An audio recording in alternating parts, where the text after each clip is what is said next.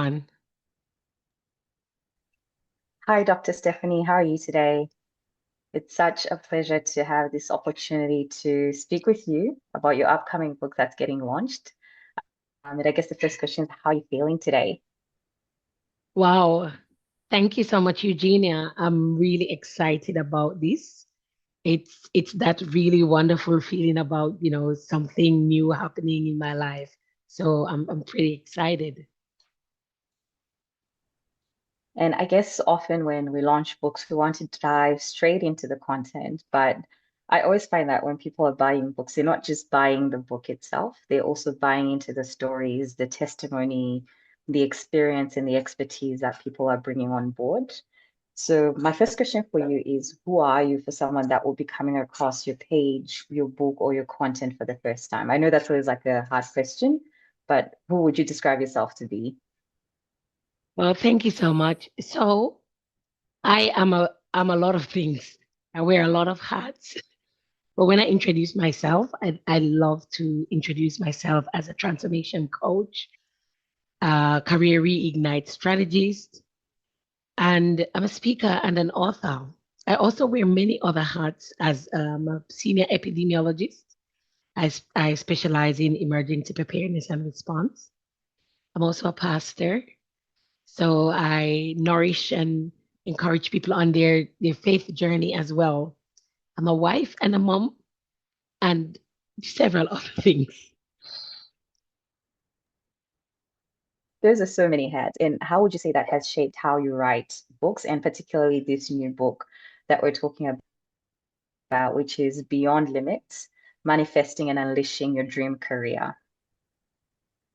Yeah, you know what? I think because I wear so many different hats, it gives me this opportunity to see life from multiple different perspectives and viewpoints. So I can see life from the perspective of a parent, as a professional, or also as a coach, mentoring and supporting other people to experience transformation.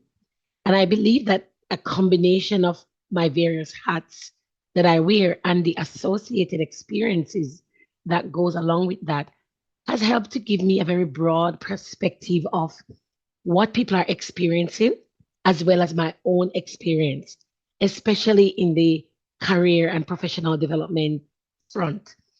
So, from the perspective of a professional myself, having worked in the field for almost 30 years, and also maybe more recently coming into the perspective of being a mentor, coach, career ignite strategist, I've got to see life from so many various perspectives. And I believe that has helped me to be a bit more rounded in the way I see and understand issues. So a lot of those experiences have informed the actual book that I've written. And it's helped me to be able to provide content and advice from various multiple perspectives. So I think that, the many hats that I wear are a true blessing for me when it comes to the advice and the content that I put in the books that I write. Thank you so much, Dr. Steph. And there's a lot to unpack in that, and I'm sure we'll do it as the interview unfolds. I guess what I've been thinking about a lot is when people talk about their careers, often there's like a sense of dread, some hesitation around that. What do you think often leads people to be, I guess, reluctant or dreadful when it comes to talking about their careers that you want to address with this book? Yeah, you know what? I have been in the position of those people before. I've been in a place where I've experienced the plateau in my career. I felt like I've hit a glass ceiling.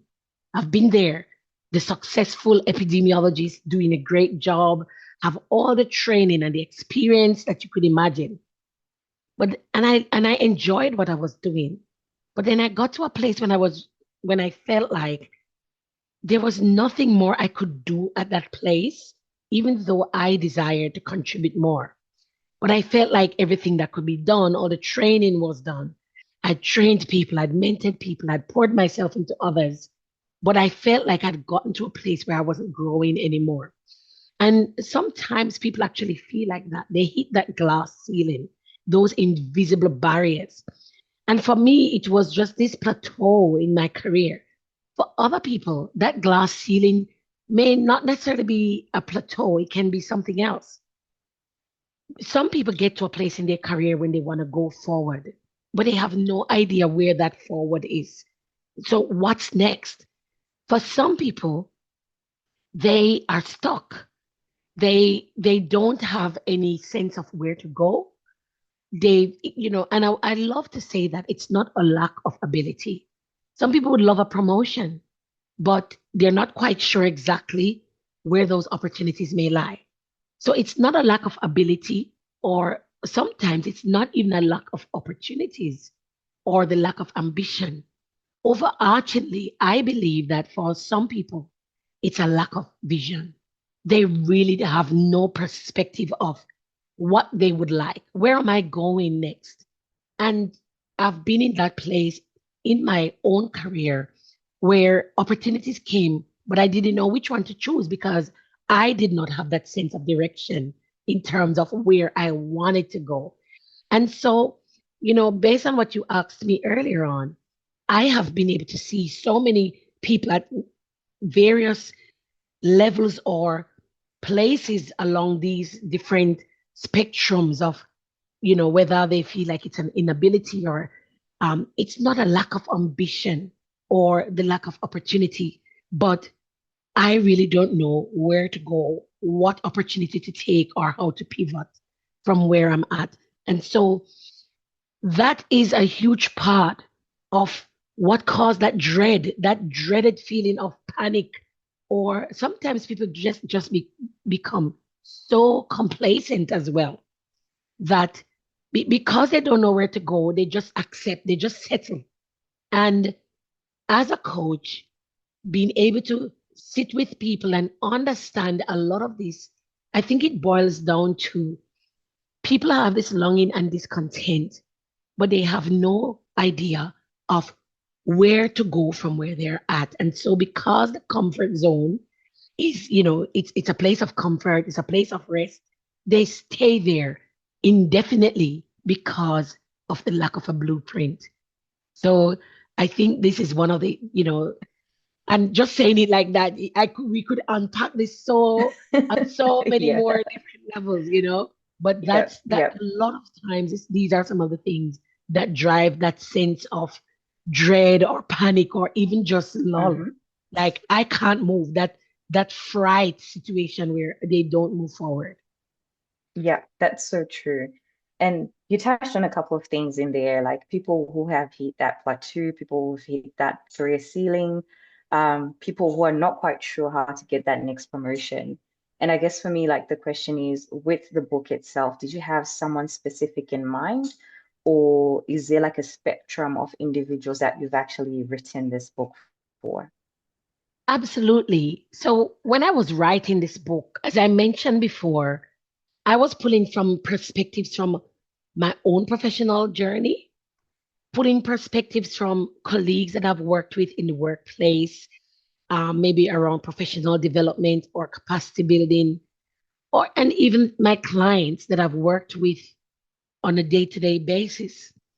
Stepping back a little bit before I explain who the book is designed for, I wanted to just add a little bit of perspective in terms of the background.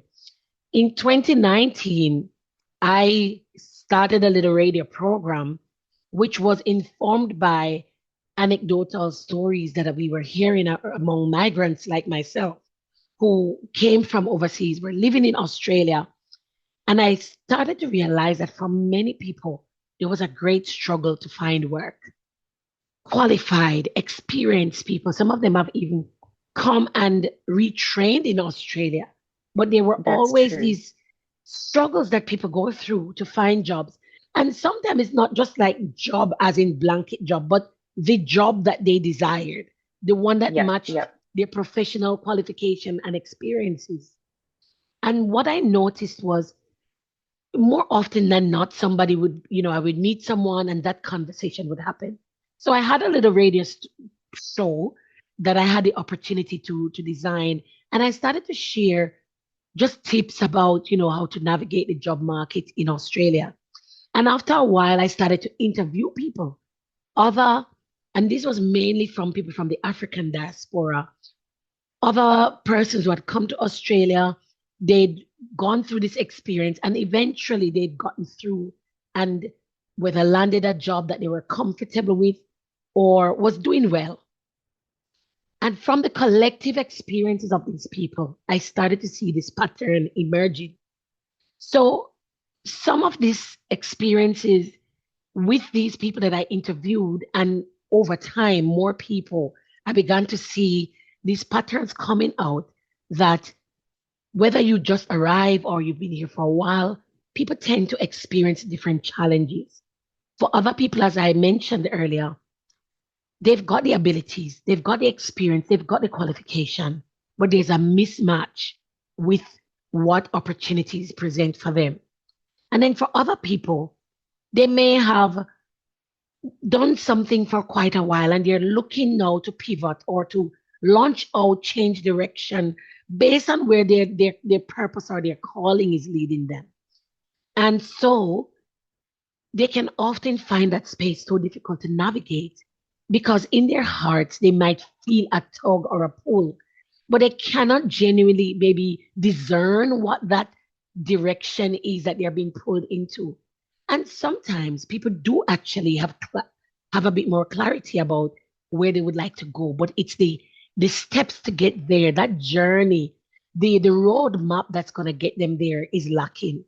And so having experienced people at the beginning of their careers, some at midway in their careers, and some even later on in their careers, I've been working in this space, and to a great extent, my work has been supporting mid to late career professionals, especially those who are finding it really difficult. So a little less focus on the early career, like new graduates and early career professionals. But over time, as I get more experience working in the space with the mid to late career professionals, one of the feedback I often get is that, oh, I wish I had known this much earlier. Oh, I wish my children had known this when they started uni. Oh, I wish I'd known this so I could have passed it on. And so while my niche is around the mid to late career, when I decided that I was going to write this book and pour all of my experiences from my, professional development work, I have a course called the Career Blueprint Action Plan. A vast majority of this book is informed by that course. And then I also have the Dream Builder coaching program that I run. And through the Dream Builder coaching program, it has become really, really clear that without vision, the people will perish, as the Bible says. Yeah. Yeah. If you Yeah. don't have a vision, you don't know where you're going. And so, as the Habakkuk chapter 2 says, you must write the vision and make it plain so that they Yep. who read it may run. And so, Yep. this has become a big mantra behind the combination of work that I'm doing.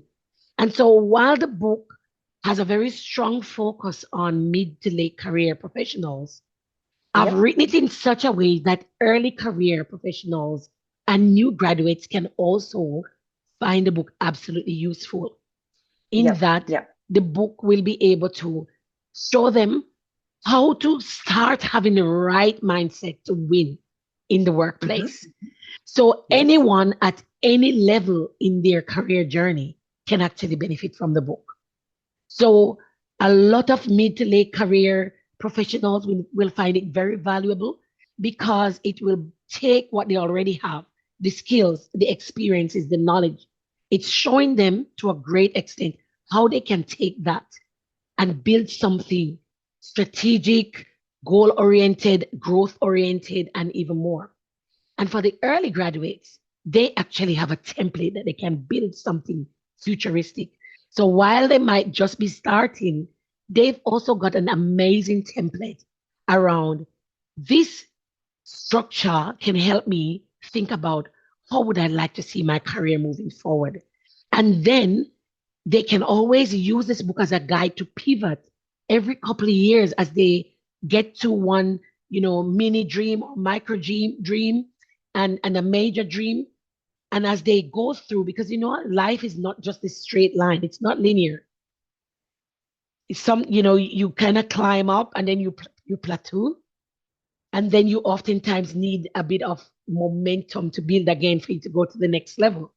So the book is designed that way. So regardless of where you're at in your professional journey, this book will help you to be able to pivot and go to the next level. Oh, you're speaking my language on so many levels. I'm hearing a lot of empirical research that's informing what you're saying because you've touched on the lived experience and what you've been hearing through your coaching journey with different people at different stages of their careers. Before we dive into the empirical side, I just want to throw a bit of a spanner in the works, right? So we're living in this hustle culture at the moment Yes. where everyone's talking about, start a side hustle, be an entrepreneur. Why a book on careers when it seems like the culture is shifting towards that hustle, start your own business, start something on the side? Like, why this book now? Absolutely. Thanks. It's a really important question. Why hustle?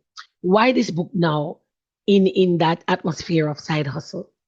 The book acknowledges the different stages that people are at in their professional journey. And it aims to support those who are at any of those stages to build a strong foundation so that when they are ready to pivot to the hustle culture, they've got a solid foundation. But not just that, they now know how they can harness what they've built over the years in a professional career oriented journey and leverage that for a side hustle. I'm loving this. I'm loving It's this. about leverage. So, as I Yep. mentioned before, whether you're just starting out, because I know I've got like I was about to say 19-year-old. My daughter just turned 20 this week. And Wow. since she was about 16, she's been hustling. She's been hustling as a high school kid, right? Wow. Yep. And she Yep. often, yes. So it's about enabling someone like my 20-year-old daughter who's still in high school to Yep. say, I've got some skills that I would love to start to leverage. But at the end of the Mm-hmm. day, I want to build a career Yep. alongside that. So I'm learning the hustle, but I Yep. also want to hone my skills so that when I Yep. decide to go full out into my entrepreneurial journey, I am Yep. built solid from all the experiences I've had on that professional journey so that I can become a better businesswoman. So that discipline, right? That discipline that Yes. professionals often have to really submit to. How do you then leverage that? That mindset around growth and being able to have a roadmap.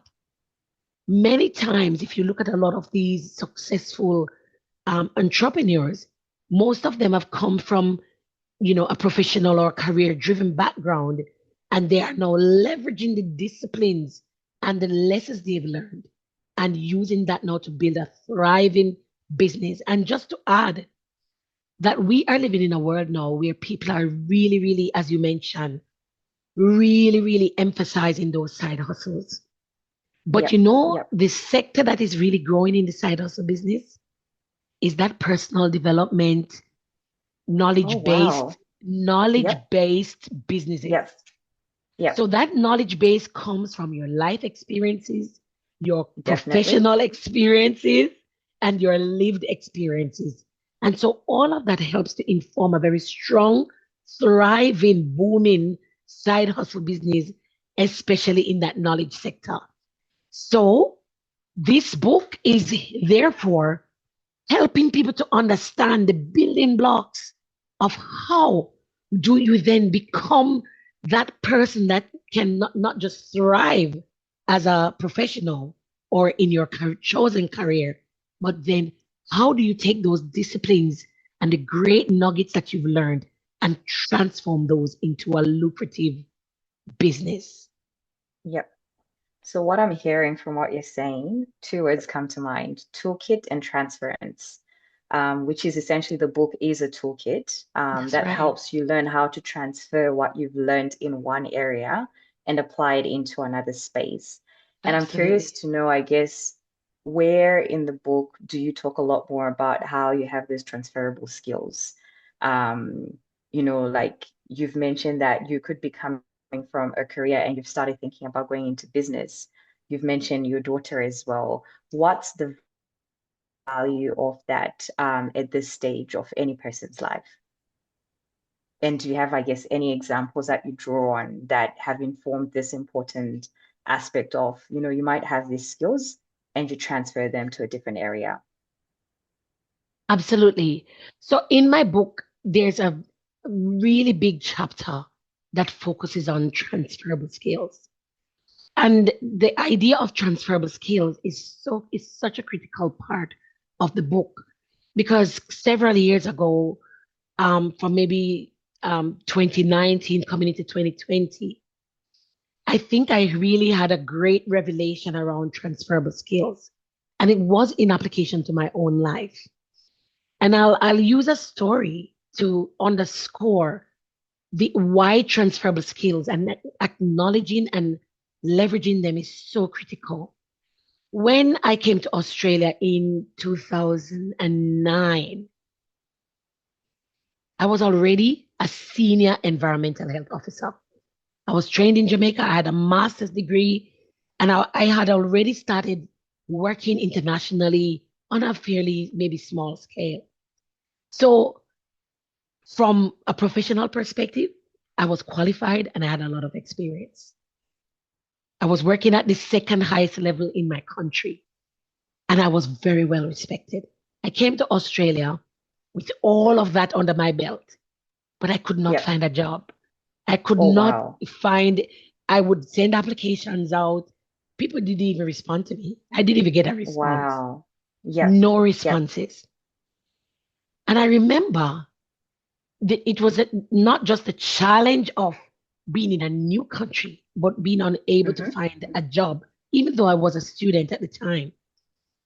And I remember a conversation with my PhD supervisor, and he basically was asking me these questions about what was I good at? What can I do? And I Exactly. started Yep. to explain, I'm good at this, I'm good at analytic stuff, I can do research. And then he said to me, why don't you send your CV to the Faculty of Nursing? I was working in the Faculty of Science. And Oh, that's wow. Yep. how, right, I studied in the Faculty of Science. And it was pretty much pure science. The Faculty of Science was a lot Hmm. of pure and applied science. So, not the kind of science that an epidemiologist does, Would be yeah. right? Yes. But It sounds like the a faculty, misalignment altogether. very completely misalignment. But Yeah. this was also a very almost miraculous thing that I actually was accepted for my PhD in the Faculty of Science. Yes. Again, it was based on transferable skills. So my Yep. professor was a molecular biologist, right? Hmm. Real biotechnology.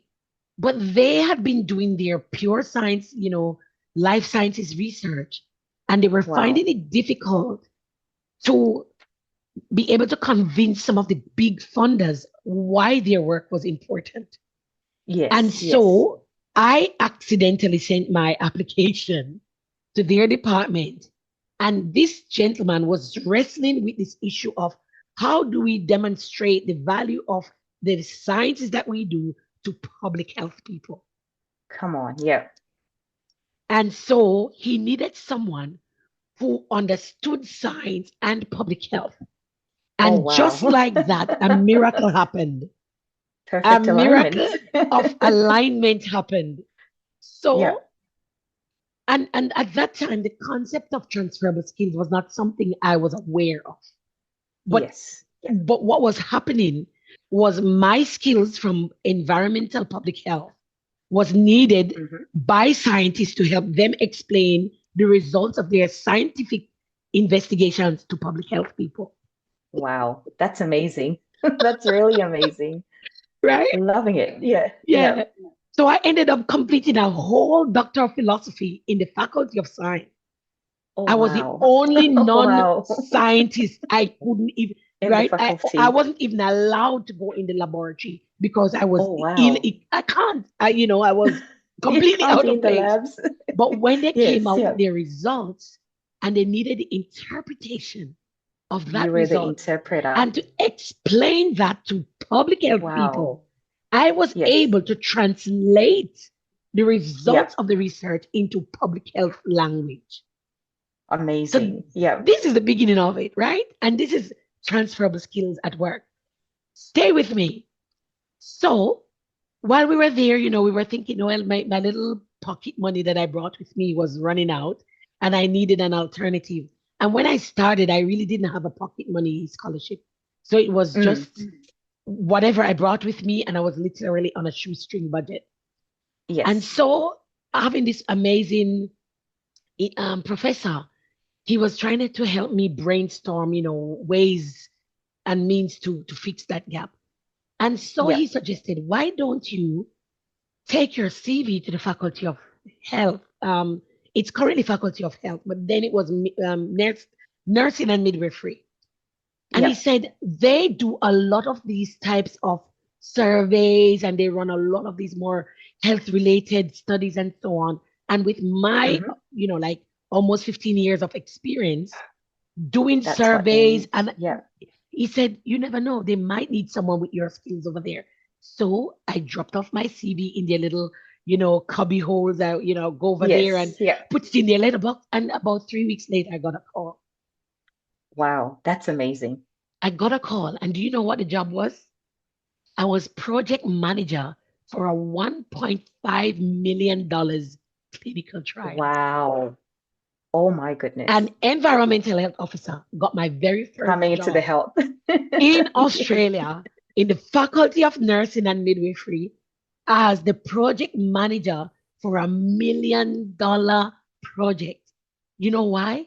Because prior to leaving Jamaica, I had headed up a region wide research project in multiple countries.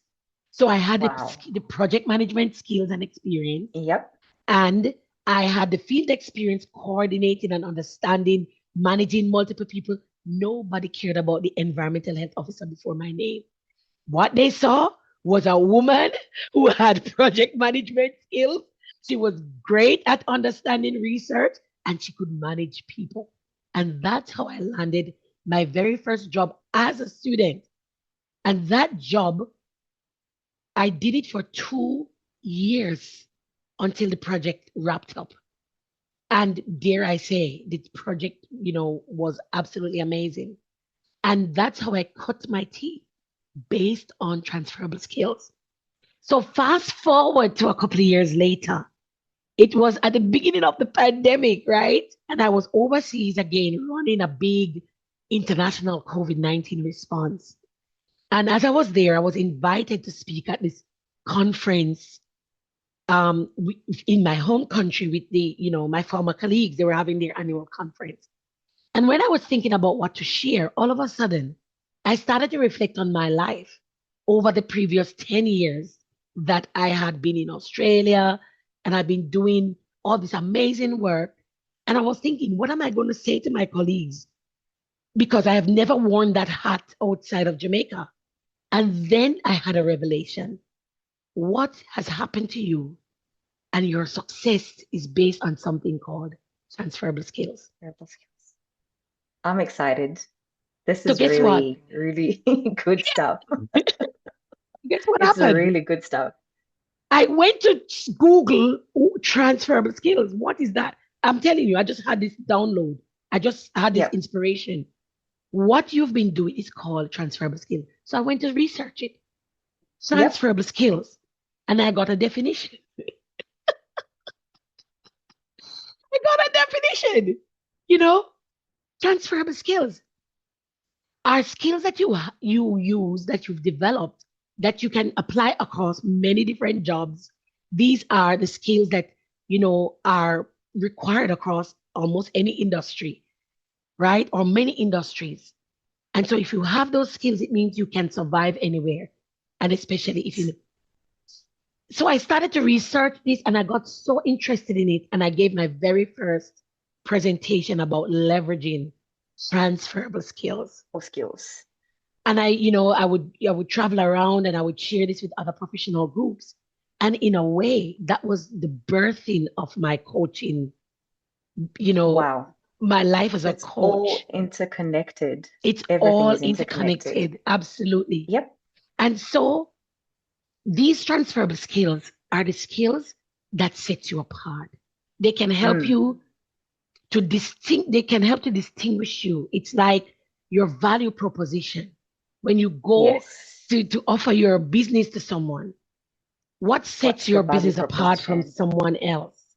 Yeah. Yes. What is it that you have that sets your business apart?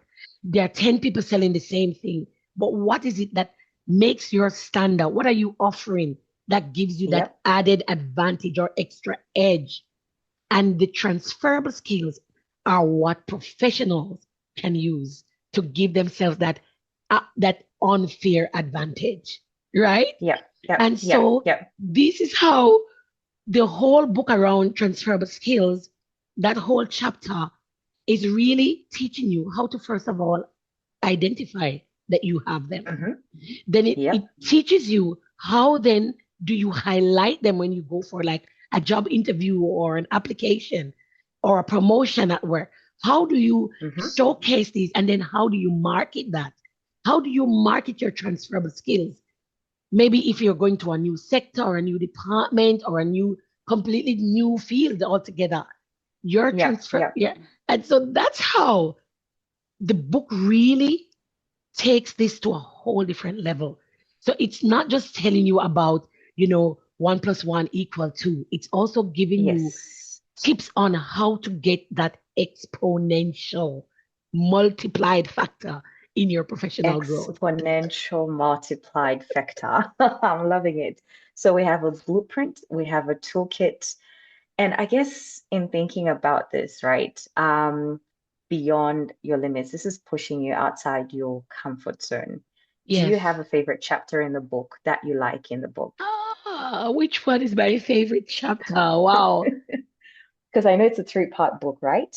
Yes, it Are is. there any particular areas that you lean more towards or it's everything? If you were to pick one, what would be your favorite in it? Look, I don't have a unique favorite. I think Yep. the way I've structured the book is meant to make it really practical so Hmm. that people can connect with the book on an individual personal level. So the and Yep. I so I think that it's like a whole package. Yes, I'm It's a loving this. Yep. package. Yeah. So Based the on first empirical evidence. absolutely. So the first Yes. part of the book is really around getting your mindset right and Hmm. having your setting your vision straight. What is the career that you would really love? Really Yep. getting your mind around, well, based on where I'm at in my career, what would I really love to see my career look like in the next couple of years? Yes. But it also deals with some of the things that can derail you from achieving that vision Hmm. for your career. Talks Yep. about things that can limit you from growing and prospering and succeeding, even though you've charted a course for where you're going. So it really upfront helps someone before we go into all the tools and the strategies. It really is about getting my mindset ready to win.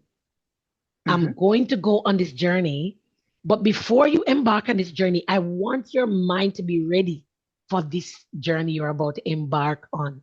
So the first Yes. couple of chapters introduces the concepts around, how to overcome blockages to your own mindset, your self-sabotage and procrastination and all the other stuff that can derail you on that That journey. procrastination part, you are speaking to me. Right. Yep. So Yep. it's about that. And then section 2 of the book is really then how do you've got your vision for where you want to go, but where's the Yes. roadmap and the tools to get you there? So this is where all the strategies, this is a deep in strategies and it gives you, the step by step process. How do you Hmm. then align yourself and get completely connected with that journey you're about to take, and all the pit stops, all the, refreshment stations, all the Yep. areas where you need to check in and make sure you're still on the journey. It gives you a complete strategic outline. It's not just a shell, it's not just templates or things to fill in. It actually has the strategies there on paper, all informed by empirical data. And then the third section, having come up with an action plan, a goal-oriented action plan that builds on that, winning mindset. The third section of the book now helps to hone in. Okay, so I'm winning at this. What next? And so it goes back and ties back to that side hustle entrepreneurial mindset. But we also really tie those components together by really bringing a bit of perspective in terms of we understand the struggles that people in various contexts may experience, and how then can you rise beyond the struggles, rise beyond the challenges that you might face to then pivot from just being a self-assured, well-accomplished professional, but how can I leverage my skills, my knowledge, my experiences, and make something that is more profitable? So I guess you can understand why I said, like, I really don't have a favorite part of the book, It's right? a tough one. It's a tough one. So I'm going to switch gears a little bit before we come back Yes. to I feel like we've talked a bit about the book, but we don't want to give everything away in the interview. People have to Mm, get the book. Um, this is actually not your first book, Beyond Your yes. Limits. Yes. And I'm curious to know, how do you manage to create the time to write if you're going to encourage someone who's thinking about even starting their first book? Wow. Yes, thanks. So this is my third book that I've written. There's a fourth book that I've written, Wow. a chapter in an anthology, right? So my first book is this one, The Professional Believer's Guide. Yes. Yep. Yeah. Quite love So this one. that's I'm my, still reading through it. Yep. yes.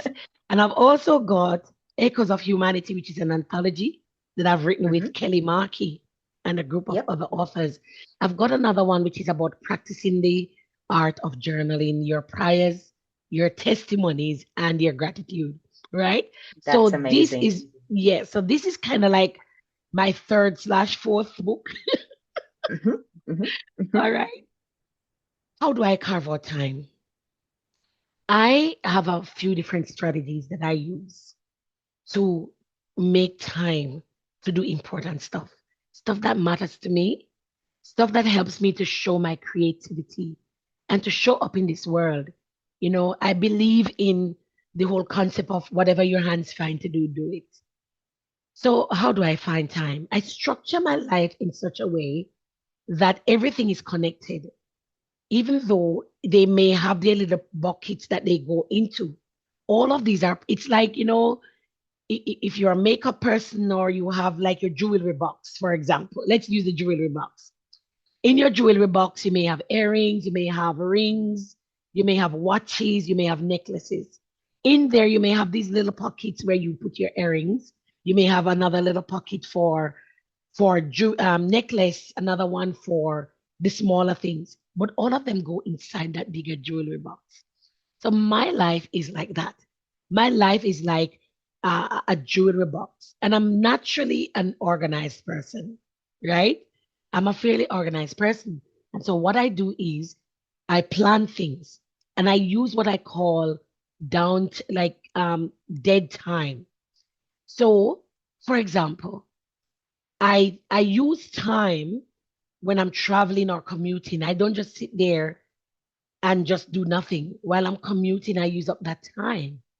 Whether Yes. Yeah. whether I'm edifying myself with a podcast or listening to some kind of training material, building myself up spiritually with, whether it's, spiritual, faith-based material, or I might be listening to something that's related to the kind of topics that I'm teaching, so that when I come to write in my book, I'm already saturated with that information. Now, some people, when they come from work, they spend that time to, you know, scroll internet, watch TV, gossip. Yeah. Those things, there are no spaces in my timeline for them. Yes. I Yeah. don't have a TV, number one. Oh wow, no I TV. don't. That's I don't have a that's TV. revolutionary in this age. It The Netflix it's era. by choice, right? I don't have a TV Yes. by choice. And when I did have a TV, it was basically for the kids, you know? Mm. It was for the kids to entertain themselves. I don't watch TV unless I'm Yep. having like a TV time with my, my little boy, movie time, Yes. right? And I do go to the cinema with my kids and the older kids, and I go watch a movie, actually quite Yes. often. So if you check your time, you may find that you Mm. spend 5 to 7 hours per day just doing absolutely nothing. So what I do is, instead of doing absolutely nothing, I ask myself, what is it that I have to do that I could do in this time? And so Wow. that's how I'm able to write my books. I carve up time. It's very intentional. I want to spend this time researching topics for my book. I'm making notes. And, I'm the kind of person who will be like, I'll be at work or in a meeting or a conference somewhere, and an idea will come. I whip Mm. my phone out Yes. Yeah. and I Yeah. make a Yeah. little note in my notepad, or I record it audio depending on where I'm at. I'll be driving and I have a revelation of something. And because I can't type, I use the audio function on the phone Oh and record a wow. message to myself. Yeah. So, what I have found out is previously, before I got into this way of living my life, I actually did an audit of my time and I found out that I wasted a lot of time doing absolutely things that did not add any value whatsoever to my life. Oh wow. So what I've Yes. done is to trade. I've traded the time that I used to use to just spend time on Facebook reading everybody's post and everything that popped up on my timeline. I used to spend a lot of time on these other applications just looking at stuff. So I've traded the time. So instead of spending 5 hours maybe just doing something that wasn't adding any value to me, I might Mm-hmm. say I take 2.5 hours out of that 5 hours, do some research and make some notes on my book. And then I might use the Mm-hmm. other 2.5 hours for edification or physical activity, something that's going to help me. And I'm not saying I'm Yes. not a boring person. If you Far know me, from you it. know that I am far from being boring. I'm a Far fun from loving it. person. I sing choir in the choir. I'm a lead singer in my choir. I'm an actress. I am acting in two completely different movies. My life is a load of fun, right? So Yes. it's just that I've repurposed the time that I would normally spend doing nothing or things of non-important that doesn't bring value to me, and I use that Yes. instead. I use that instead to be productive. Yep, yep, yep. I quite love that. I'm making notes for myself because there's a lot to learn. I'm gleaning Yes. at the moment as well. I'm curious to Wow. know though, like in terms of productivity and all of the stuff that you've now managed to get yourself to do, where does AI sit in that spectrum? How have you approached AI? And I know the book touches a little bit on, maybe not a little bit, but a lot on the AI space. And people are very hesitant because, AI, it's come to kill our careers. Would you like, what's your perspective on that? And I guess without giving too much away about what's in the book, how do you tackle that when it then comes to thinking about your career? Absolutely. So we are living in a dynamic space. And I think it's really important to say upfront that AI is here to stay. It's not going anywhere. We are living in this. Somebody would say it's written in the stars. AI is only going to get better and better and better. But AI is not here to replace people. AI is here to help us to become more productive and to leverage our time to become more valuable. some of the things that I'm already starting to have that mindset around how I use my time, AI is going to be really critical to help us leverage and get back time for those things that are really important to us. So I have been leaning into AI for a little while. I I think I initially, I'm a researcher, right? A researcher. I've published like almost 70 peer-reviewed articles in journals. Wow. Yep. All of this before the AI era, AI. right? Yes. So Yep. I'm a very highly productive person. Yes. And with So that with comes so many demands. That's right. I'm very highly productive. And right now, my research portfolio has literally blown through the roof since I became a professor earlier this year. My research portfolio has almost quadrupled. Oh, wow. Absolutely. So can you imagine my workload, what it looks like? So AI is a tool that I leverage to help me buy back time. So Yep. AI is not as smart as I am. Mm. Or some may not even this may not agree. AI may be way more smart than I am because it's got so much information inside of it. But a human element cannot be Mm. replaced by AI. Yep. The conceptualization has to come from me. AI. So the way I use AI is I I am the brainstorm. I am the brains. I am the one who gets the insights, the revelations, and all of that.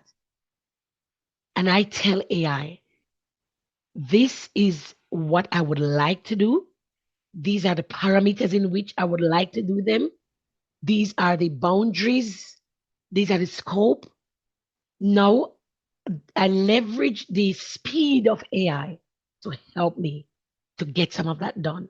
So whether it's my research, am the one who still is telling AI, this is what the research is about. These are the boundaries for my research. This is the kind of output that I'm looking for, the style, the voice, the feeling.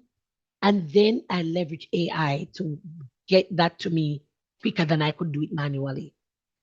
So for those people who are really afraid of I am saying to them, AI is not going to replace you. It's not possible.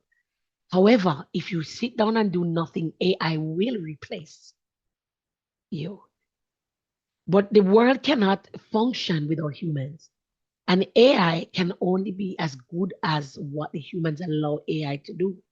And so instead of being afraid of AI, now you need to understand how you can use AI to make you much better at what you've been doing all along. Because that is how all the successful people, think of all the people from around the world and how they use AI and leverage that to buy back your time.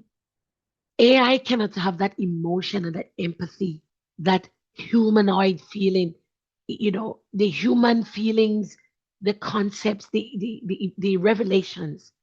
AI will not be able to come up with those things. It takes a human being to do that. So we can actually partner with AI to get a lot more out of our time. And I believe that we can all leverage AI and we don't need to be afraid of it. What we need to do is to become more knowledgeable about what AI really is and how we can leverage AI to make us do what we do more efficiently and even more, effectively. I'm loving this. And as we wrap up, I think I might have one or two more questions for you. Yes. Um, you mentioned AI and leveraging on it, and this is something that the book touches on. So, is the book, does it come with any additional resources? What's packed in the book that helps you also leverage and buy back time? We've talked about the career, we've talked about, the different ways of transferring the skills. Are there any additional resources that are attached to the book that people can look forward to getting as well? Absolutely. So I have created a whole electronic interactive workbook series. I've used AI as well, leveraging the ability of AI to code. I've used my AI to prepare an entire package I've done 13 workbooks that are aligned with each of the chapters in the book. That basically, instead of you, so the book actually at the end of it has, and with not just at the end, throughout the book, there's space that you can scribble and write notes. However, at the end of the book, all the tables or tools that I've mentioned, I've added them or examples at the back. Wow. So what I've done is to go ahead and think, well, someone may not really want to write this down in the book because they might be sharing it with the family member, you know? True, true. So like Yeah. my daughter and I might be using the same book. I don't want to write my notes inside of it. Yes. So I've created an entire series of electronic workbook that is aligned with every single template and more. Wow. So it Yeah. captures all the templates, and for some of them, I've even embellished them a little bit further so you can actually have, more space, more insights to leverage the tool. So basically, you have a whole series mapped back to each chapter in the book that you can actually type your answers into, and Mm. each one feeds into the other one. And the amazing part about it is that each workbook in the series produces a report at the end based on what you've provided. Oh, wow. So That's you can exciting. print that off, you can download that, and then when you Yeah. finish, you can put them all together, print them out, Yes. and put them together as your own little personal blueprint map, roadmap That for you've your worked through. career. That's right. So, and all of them, so each one of them feeds into the next one, just in the same way the book feeds into an actual blueprint. And so you can do that multiple times. You can work through, if you have two different types of careers or whatever, or two different areas you're working on, you can do one for each. Or you can do, your daughter, your son, you can do one for Wow. each of them. Yeah, That's very exciting. absolutely. So my second, okay, this is definitely the second last question. Yeah. So many questions to ask, but I have to contain it. Second last question is, when it comes to the book, right? What would you hope your reader walks away with, having got to the end of the book? What a reader will walk away with is a very clear picture of I need a North Star to guide me on my journey. I need a Hmm. vision for my career. And they will walk away with strategies in terms of how to have a winning mindset for Hmm. whatever Hmm. career they have created, around their dream. They will also walk away with a comprehensive career action plan Wow. Yeah. for their chosen career with their specific goals set out.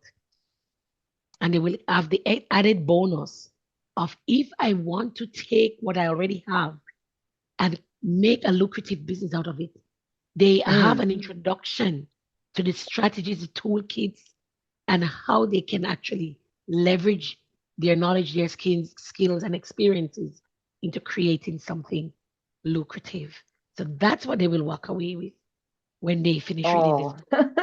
it's like a comprehensive package. That's what I'm It loving is, about this. it is, it Total is. comprehensive toolkit, blueprint, resources, everything that you need, not just for your career, but even if you decide to pivot, essentially, this is what it Absolutely. is. Yeah. Absolutely. And my Absolutely. final question, this is final question. Where can people get the book? And in what formats can they get the book? Absolutely. Thank you. So the book is available on all book distribution platforms. You can order from Amazon, Booktopia, anywhere.